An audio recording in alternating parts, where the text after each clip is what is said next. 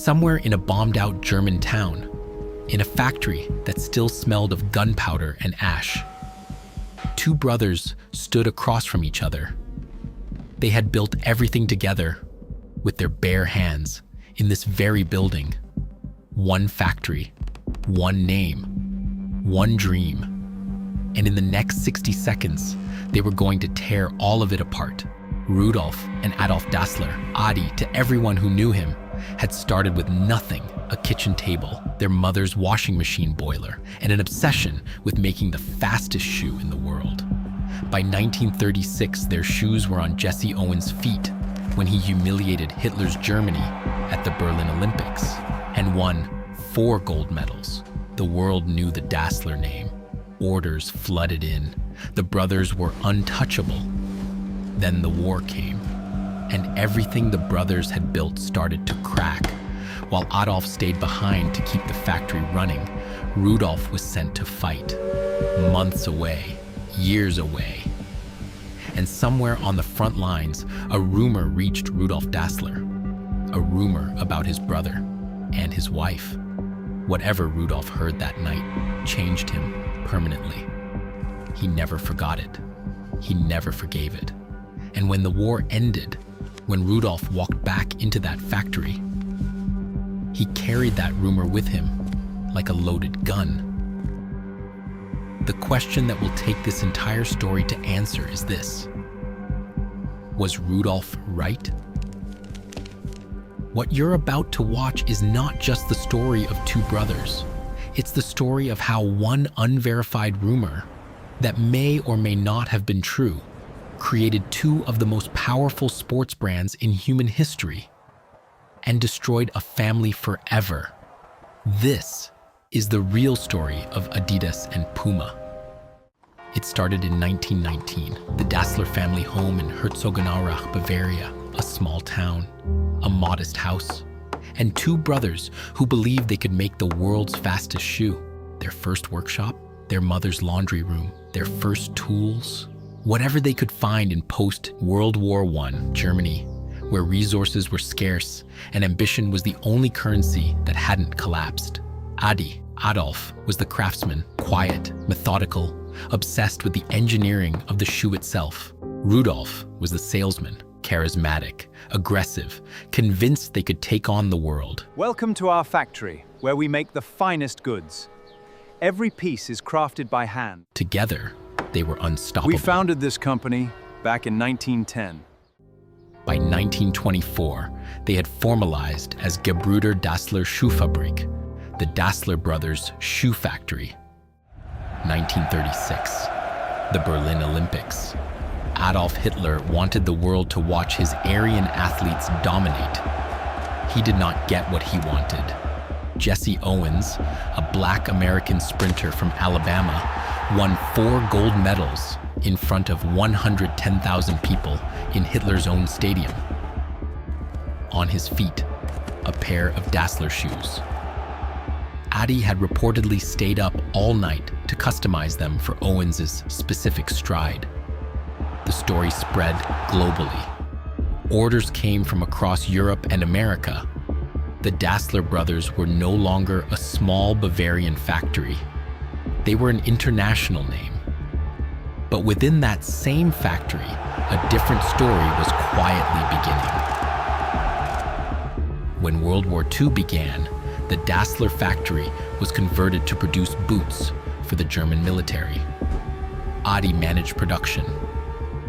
Rudolf, in 1943, was conscripted and sent to fight. What happened next depends on who you ask, and therein lies the entire problem. According to Rudolf's account, one night during the war, he was visited by Gestapo officers. They had received a tip that Rudolf was attempting to desert.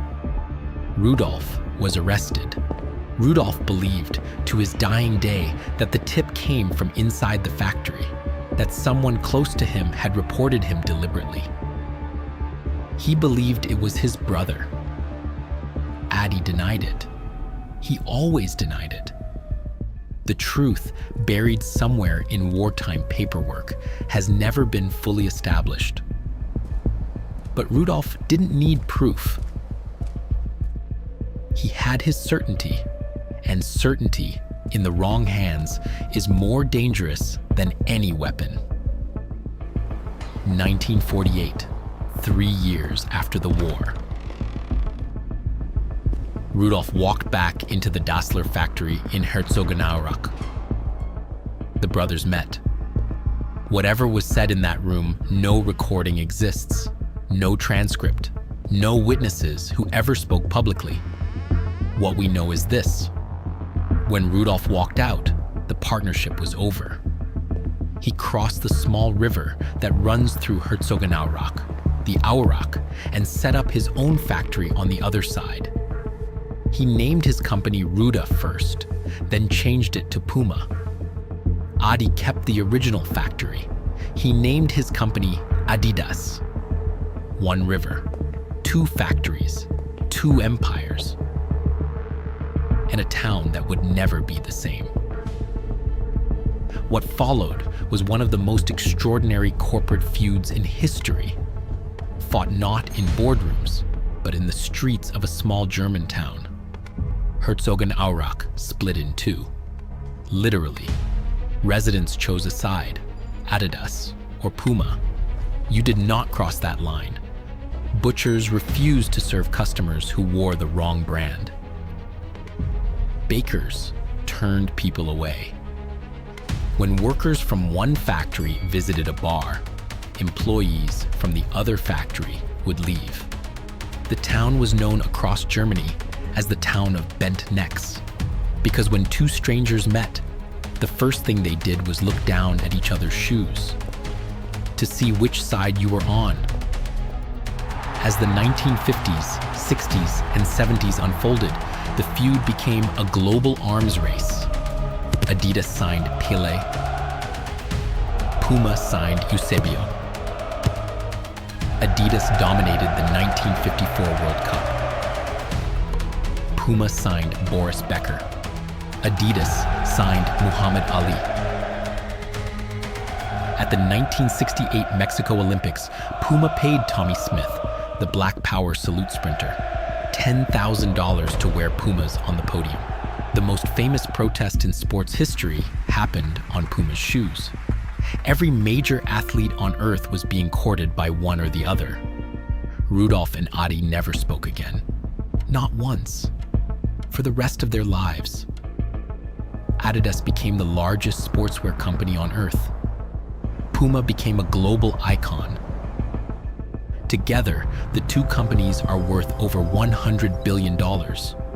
All of it, every dollar, every gold medal, every sponsorship, traces back to one night in wartime Germany, and one question that was never answered, until now. In 2009, a German historian named Barbara Schmidt published Sneaker Wars, the definitive investigation into the Dassler feud. She spent years reviewing archived documents, Gestapo records, and family testimonies. What she found tells a more complicated story than either brother ever admitted. The Gestapo file on Rudolf's arrest does reference an informant, but the informant is not definitively identified as Adi. What is documented? In 1933, Adi joined the Nazi Party. Rudolf joined later. The factory had complex relationships with the regime throughout the war, supplying boots to German soldiers. Both brothers were investigated by Allied denazification courts after the war. Adi was cleared. Rudolf was held in a detention camp for over a year. Rudolf interpreted this as further proof that Adi had connections, influence, and had used them against him. Here is the truth, as best as history can determine it. There is no conclusive evidence that Adi deliberately reported Rudolf to the Gestapo. The denazification files, the Gestapo records, the family archives, none of them contain a document with Adi's name as informant. What they do contain is evidence of a family under enormous pressure, in an impossible war, making compromises that neither brother could fully explain to the other afterward. Rudolf may have been betrayed, Or Rudolf may have been arrested for legitimate reasons and needed someone to blame. The cruelest truth of the entire story is this: two empires worth over $100 billion were built on a suspicion that was never proven. Not a fact, not a document, not a confession, a suspicion. Rudolf died in 1974. Adi died in 1978. They are buried in the same Herzogenaurach cemetery. Their graves are on opposite ends, as far apart as the cemetery walls allow. The next time you lace up a pair of Adidas or pull on a Puma kit, you are wearing the consequence of a question that was never answered and a family that was never repaired. Every week on this channel, we go inside the real stories behind the biggest corporate betrayals in history. If this story made you feel something, hit subscribe. Because next week, we are covering a story even darker than this one. A CEO who trusted his CFO for 15 years and lost everything in 48 hours. That story is next. I'll see you there.